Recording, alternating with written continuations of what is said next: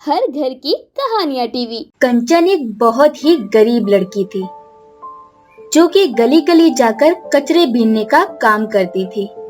क्योंकि वो ज्यादा पढ़ी लिखी नहीं थी, साथ ही उसकी बूढ़ी माँ की जिम्मेदारी भी उस पर थी। पूरे दिन कड़ी धूप में गली गली में घूमकर वो कचरा इकट्ठा किया करती थी। एक दिन वो अपना कचरे का बोरा लिए कड़ी धूप में जा रही होती है तो चलते हुए सामने से अपनी पड़ोसन विमला के साथ आ रही सरला से टकराकर गिर जाती है।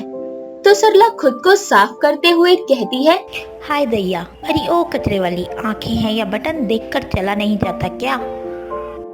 माफ करना, तेज धूप होने के कारण चक्कर आ रहे थे तो मैं आपसे टकरा गई। अरे तेरी माफी जाए कचरे की पेटी में। हाय सरला, अब तो तुझे घर जाकर नहाना पड़ेगा। वही तो, पता नहीं कहां से कचरे वाली आकर मुझसे टकरा गई। दोनों की ये बातें सुनकर कंचन उठती है और उन्हें घूरने लगती है। तभी सरला कहती, ऐसे क्या घूर रही है, खाएगी क्या? आप बड़ी हैं इसलिए आपका लिहाज करके मैंने आपसे माफी मांगी और आप मुझे ही सुना रही हैं। आप मेरी माँ की उम्र की हैं इसलिए कुछ नहीं कह रही और अच्छा होगा कि आप भी आगे कुछ ना कहें। अरे देखो तो कैसे पटर पटर बोल रही है। अरे तेरे जैसे कचरे वाली इसकी बेटी तो दूर बहू बनने लायक तक नहीं है। छोड़ना, अब कचरे वाली के मुंह से फूल तो झड़ेंगे नहीं, इसलिए कचरे जैसे शब्द ही निकल रहे हैं। चल जल्दी यहाँ से, कचरे की बदबू से तो मेरा उल्टी को जी हो रहा है। इतना कहकर सरला विमला के साथ वहाँ से चली जाती है। बेचारी कंचन को उसकी कही ये बात बहुत बुरी लगती है, लेकिन वो अपनी कचरे की बोरी लिए आगे बढ़ जाती है। शाम को जब वो थक हार कर घर पहुँचती है तो देखती है कि उसकी माँ खांसते हुए खाना बना रही होती है। तभी वो अपनी माँ से कहती है, अरे माँ, तुम चूल्हे के पास क्यों बैठी हो? चलो उठो वहाँ से। बेटी, तू थकी हारी घर आती है, कम से कम खाना बनाकर मैं तुझे कुछ आराम तो दे दूं। माँ, आराम की जरूरत मुझे नहीं आपको है और बीमारी हालत में आपका काम करना ठीक नहीं। चलिए आप बैठिए, मैं बना देती हूँ। इस तरह कंचन अपनी बूढ़ी माँ की भी देखभाल करती और घर को भी संभालती।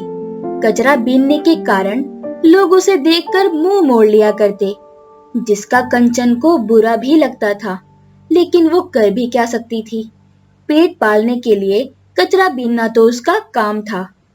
एक रोज कचरा बीनते हुए उसके हाथ में कचरे में पड़ा एक कांच लग जाता है, जिससे उसके हाथ से खून निकलने लगता है। लेकिन वो उसी हाथ से बोरा उठाकर आगे बढ़ती है कि तभी तेज रफ्तार में एक बाइक उसकी तरफ आती है। लेकिन तभी वहाँ से गुजर रहा एक मोहित नाम का लड़का उसे अपनी ओर खींच लेता है और दोनों एक दूसरे को ही देखते रह जाते हैं। तुम ठीक हो ना? शुक्रिया, आपने तो आज मुझे बचा ही लिया। अब मेरा हाथ छोड़ दीजिए। तभी मोहित की नजर कंचन के घायल हाथ पर पड़ती है तो वो कहता है, अरे तुम्हारे हाथ से तो खून बह रहा है। ये तो बस छोटी सी चोट है, आप चिंता मत कीजिए। कचरा बीनते हुए कभी कभी लग जाती है। आप मुझ कचरे वाली पर अपना समय बर्बाद मत कीजिए। क्यों, कचरे वाली क्या इंसान नहीं होती? चलो पास में ही एक क्लिनिक है, वहाँ जाकर चोट पर पट्टी करवा लो। मोहित की ये बात सुनकर कंचन उसकी तरफ देखती ही रह जाती है और उसके कहने पर पास के ही एक क्लिनिक में जाकर मोहित उसकी चोट पर पट्टी करवाता है, जिसके बाद दोनों अपने अपने रास्ते चले जाते हैं। समय बीतता है और ऐसे ही आते जाते हुए मोहित की मुलाकात कंचन से हो जाया करती थी, तो दोनों एक दूसरे को जानने लगे थे। एक रोज कंचन कचरा बीनते हुए मोहित के मोहल्ले में पहुंच जाती है तो उसे अपनी खिड़की से देखकर मोहित मुस्कुराता हुआ उसके पास जाकर बातें करने लगता है। तो वहाँ से गुजर रही विमला मोहित को देख लेती है, लेकिन वो कंचन का चेहरा नहीं देख पाती तो मन ही मन कहती है, देखो क्या हो गया है जो एक कचरे वाली से बतिया रहा है।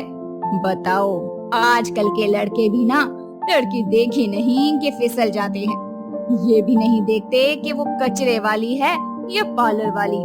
विमला तो बड़बड़ा कर चली जाती है, लेकिन इधर मोहित कंचन को अपनी दिल की बात कह देता है, जिसे सुनकर कंचन हैरानी से कहती है। ये आप क्या कह रहे हैं?